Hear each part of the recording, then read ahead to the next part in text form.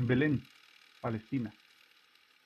Con su aspecto duro y sus modales pulidos, Saladin Kader podría ser una estrella de cine. Es amigable pero nunca exagerado, seguro de sí mismo pero no arrogante. Trabaja como profesor de planeación urbana en la Universidad Khalil Gibran y, naturalmente, es el amor platónico de todas sus estudiantes. Nos sentamos bajo la estatua del personaje que da su nombre a la universidad. Como casi todo lo demás en una de las ciudades más pobladas de Medio Oriente, el bronce pulido de la figura brilla bajo el sol. Nací y me crié en la ciudad de Kuwait. Mi familia era una de las pocas afortunadas que no fueron expulsadas después de 1991, cuando Arad se alió con Saddam contra el resto del mundo. No éramos ricos, pero tampoco nos iba mal. Vivía confortablemente, quizá demasiado, podría decirse, y eso se notaba en mi actitud y en todo lo que hacía. Estaba viendo las noticias del canal Al Jazeera desde el mostrador de Starbucks en el que estaba trabajando todos los días al salir de la escuela. Era la hora pico de la tarde y el lugar estaba lleno. Debería haber escuchado esa multitud, todos los gritos y las protestas. Estoy seguro que el ruido allí era el mismo que se escuchaba en ese momento en el salón de la Asamblea General. Por supuesto, muchos pensábamos que era otra mentira de los sionistas. ¿Quién no? Cuando el embajador israelí anunció ante la Asamblea General de la ONU que su país asumiría una política de cuarentena voluntaria, ¿qué se supone que íbamos a pensar? Se suponía que debía creer en esa absurda historia de que la rabia africana en realidad era algún tipo nuevo de virus que convertía a los muertos en caníbales sedientos de sangre. ¿Cómo puede alguien creer en semejante estupidez? Especialmente si sale de la boca de tu más odiado enemigo. Ni siquiera le presté atención a la segunda parte del discurso de ese gordo bastardo, la parte en el que ofrecía asilo, sin condiciones, a cualquier judío nacido de extranjeros, cualquier extranjero cuyos padres hubieran nacido en Israel, cualquier palestino de los territorios previamente ocupados, o cualquier palestino cuya familia hubiese vivido dentro del territorio israelí. Esa última parte cobijaba a mi familia, refugiados de los ataques sionistas de la guerra del 67. Por recomendación de los líderes de la OLP, habíamos huido de su aldea creyendo que regresarían cuando nuestros hermanos egipcios y sirios expulsaran a los judíos de hacia el mar. Yo nunca había estado en Israel, por lo que pronto sería absorbido dentro del Estado unificado de Palestina. ¿Qué creyó que había detrás de la decisión de Israel? Esto fue lo que pensé. Los sionistas estaban saliendo de los territorios ocupados, pero decían que era una retirada voluntaria, igual que en el Líbano y más recientemente en la Franja de Gaza. Pero en realidad, justo como antes, éramos nosotros los que los habían expulsado. Ellos sabían que el siguiente golpe destruiría esa atrocidad ilegal que llamaban país, y para resistir ese golpe final estaban tratando de reclutar a los extranjeros judíos como carne de cañón. Y me creí tan listo como para pensar en esto. Llevarse también a todos los palestinos que pudieran para usarlos como escudos humanos. Yo creía saber todas las respuestas. ¿Quién no cree eso a los 17 años? Mi padre no estaba tan convencido de mi ingenio para la política. Él era un empleado de limpieza en el Hospital Amiri. Estuvo de turno la noche del primer contagio de rabia africana. Él no vio los cadáveres levantándose de sus camillas, ni la masacre de los pacientes y los guardias de seguridad, pero lo que vio después fue suficiente para convencerlo de que quedarse en Kuwait era un suicidio. Se decidió a salir el mismo día en que Israel hizo su declaración. Eso debió ser difícil de escuchar. Era una blasfemia. Traté de hacerlo entrar en razón, de convencerlo con mi lógica de adolescente. Le mostré las imágenes de Al-Jazari, las imágenes de la costa occidental del nuevo Estado de Palestina, las celebraciones, las demostraciones. Cualquiera que tuviese ojos podía ver que la liberación estaba al alcance de nuestras manos. Los israelíes se habían retirado de los territorios ocupados y ya se estaban preparando para evacuar Al-Quds, lo que antes llamaban Jerusalén. Todas las luchas de bandos, la violencia entre nuestros grupos de resistencia. Sabía que todo terminaría cuando nos uniéramos para nuestro golpe final contra los judíos. ¿Acaso mi padre no podía verlo? ¿No podía entender que en unos pocos meses o años estaríamos regresando a nuestra tierra? Esta vez como libertadores, no como refugiados. ¿Cómo se resolvió esa discusión? Resolvió. Qué eufemismo tan condescendiente. Se resolvió después del segundo contagio, el más grande. En Al-Yará. Mi padre ya había renunciado a su trabajo y vaciado su cuenta de banco.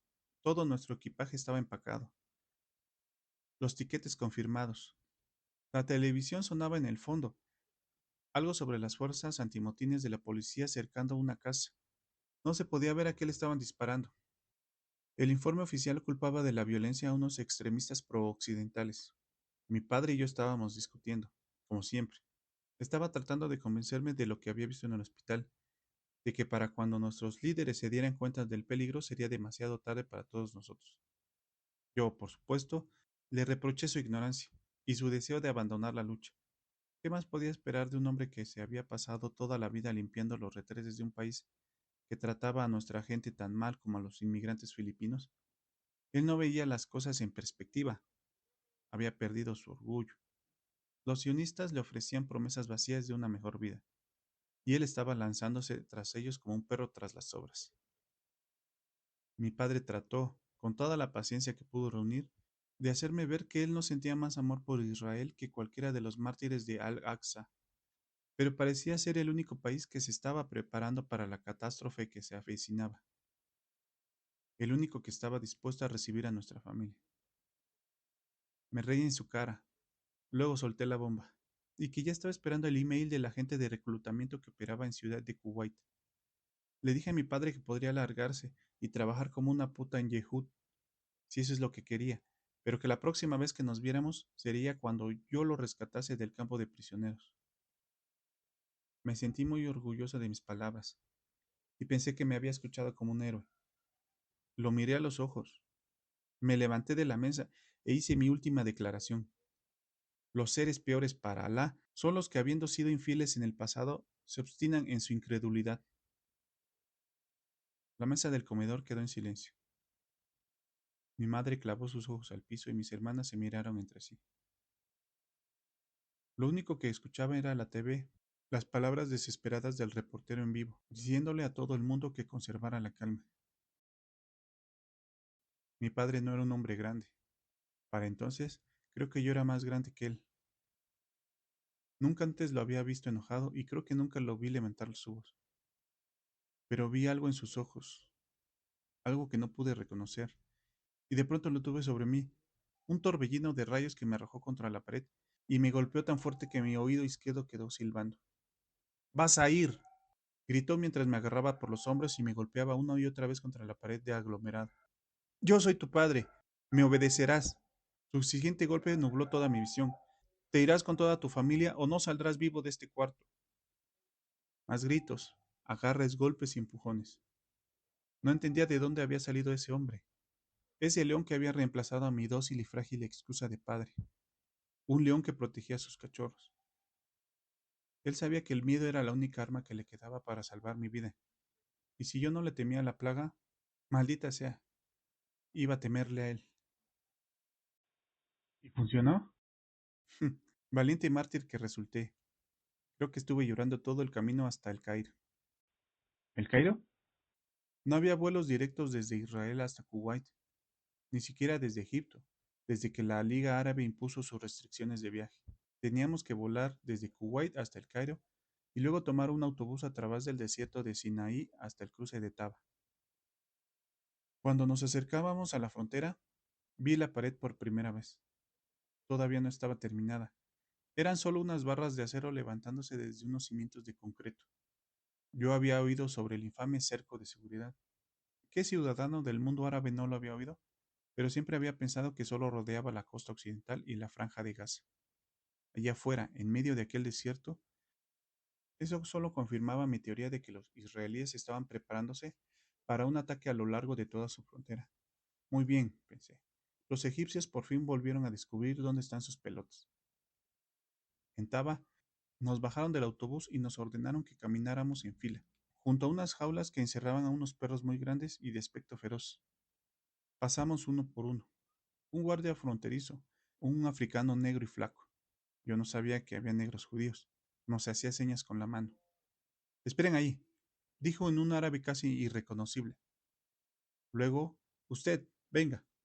El hombre frente a mí era un viejo. Tenía una larga barba blanca y se apoyaba en un bastón. Cuando pasó junto a los perros, estos se enloquecieron, aullando y ladrando, tratando de morder y embestir las paredes de sus jaulas.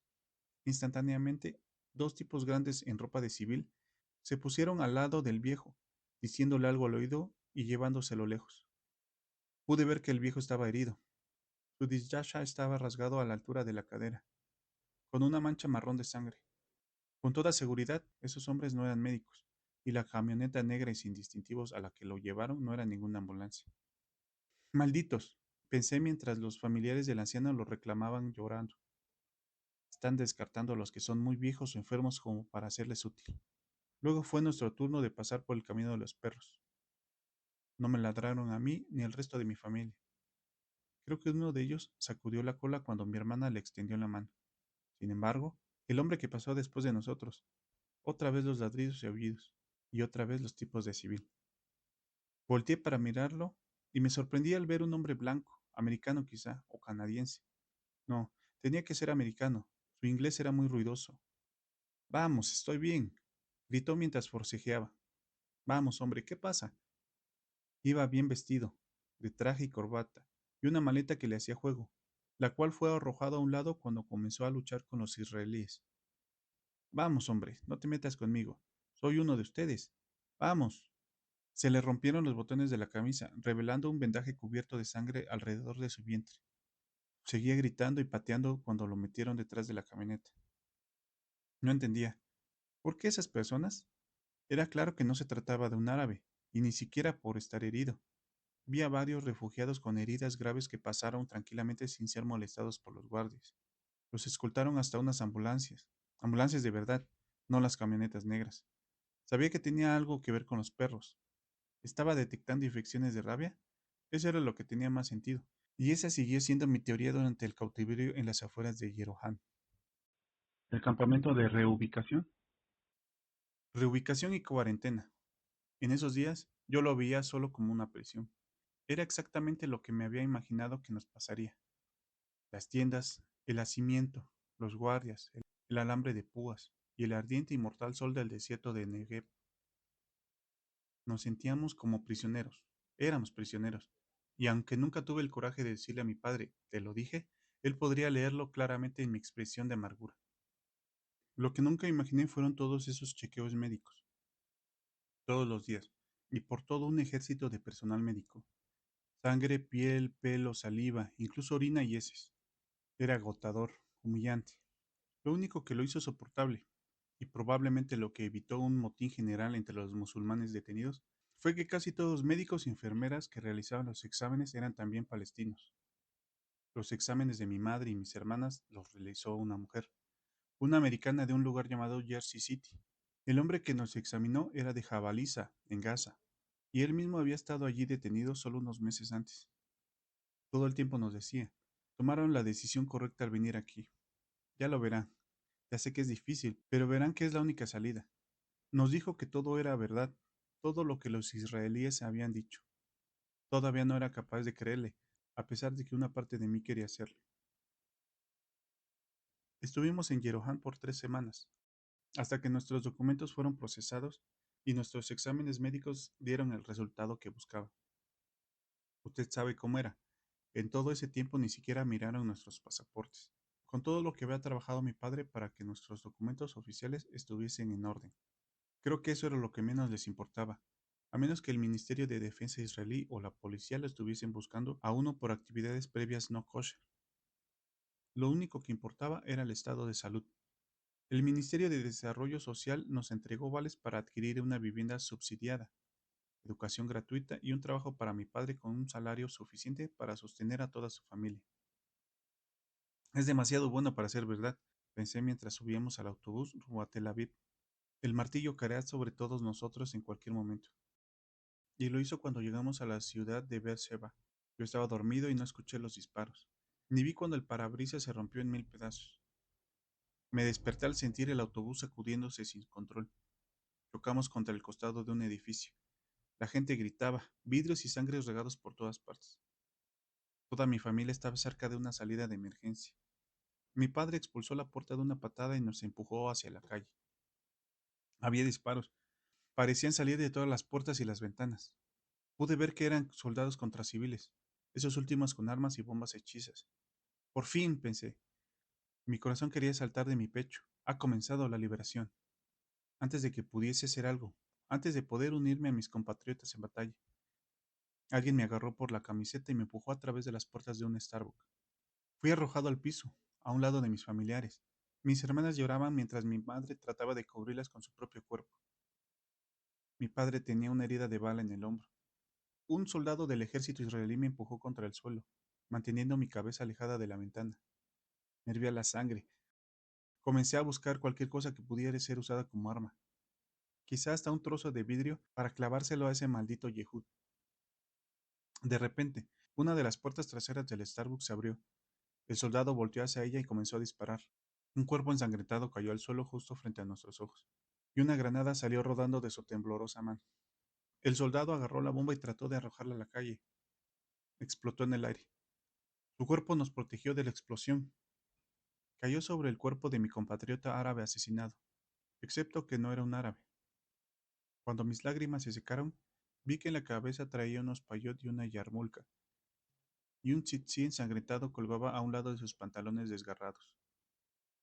Aquel hombre era un judío. Los rebeldes armados en las calles eran judíos. La batalla a nuestro alrededor no era un levantamiento de insurgentes palestinos, sino los inicios de la guerra civil israelí. En lo personal, ¿cuál cree que fue la causa de esa guerra? Creo que fueron muchas causas. Sé que la repatriación de los palestinos no fue una decisión popular, ni la retirada de las orillas occidentales. Estoy seguro que el plan estratégico de reubicación de poblaciones debió enojar a una buena parte de su gente. Un montón de israelíes tuvieron que ver cómo demolían sus casas para darle espacio a esos complejos residenciales fortificados y autosuficientes. Lo de Al-Quds, esa fue la última gota. El gobierno de coalición decidió que ese era su mayor punto débil, demasiado grande como para controlarla, y dejaba un hueco que llevaba justo al centro de Israel. No solo evacuaron esa ciudad, sino también desde Nablus hasta el corredor de Hebrón. Pensaban que construir una muralla más baja a lo largo de la demarcación de 1967 era la única manera de asegurar una total seguridad, sin importar las represalias de sus propios grupos religiosos de derecha. Me enteré de todo eso mucho después, usted sabe, y también que la única razón por la que el ejército israelí triunfó al final fue porque la mayoría de los rebeldes provenían del movimiento ultraortodoxo, y por lo tanto nunca habían prestado servicio en las Fuerzas Armadas. ¿Usted sabía eso? Yo no. Me di cuenta de que no sabía prácticamente nada acerca de esa gente que había odiado toda mi vida. Todo lo que creía cierto se desvaneció ese día, y fue reemplazado por el rostro de nuestro verdadero enemigo. Iba corriendo con toda mi familia hacia la parte trasera de un tanque israelí, cuando una de esas camionetas negras dobló la esquina. Un mortero la golpeó directamente en el motor. La camioneta salió despedida por los aires, aterrizó al revés y explotó en una brillante bola de fuego naranja. Todavía me faltaban algunos pasos para alcanzar la puerta del tanque y tuve el tiempo exacto para ver cómo sucedía todo. Unas figuras se deslizaron fuera de la camioneta en llamas, lentas antorchas humanas, cuyas ropas y piel estaban cubiertas de gasolina ardiente. Los soldados a nuestro alrededor comenzaron a dispararle a las figuras. Podía ver los pequeños agujeros en sus pechos a medida que las balas lo atravesaban sin producir daños. El líder de escuadrón a mi lado gritó, «Brosh, llore, Brosh», y los soldados ajustaron sus visores. Las cabezas de las criaturas estallaron. La gasolina terminó de consumirse cuando cayeron al suelo, solo unos cadáveres carbonizados y sin cabeza. De pronto entendí lo que mi padre había estado tratando de advertirme, lo que los israelíes habían estado tratando de advertirle al resto del mundo. Lo que no pude entender fue por qué el resto del mundo no quiso escucharlos.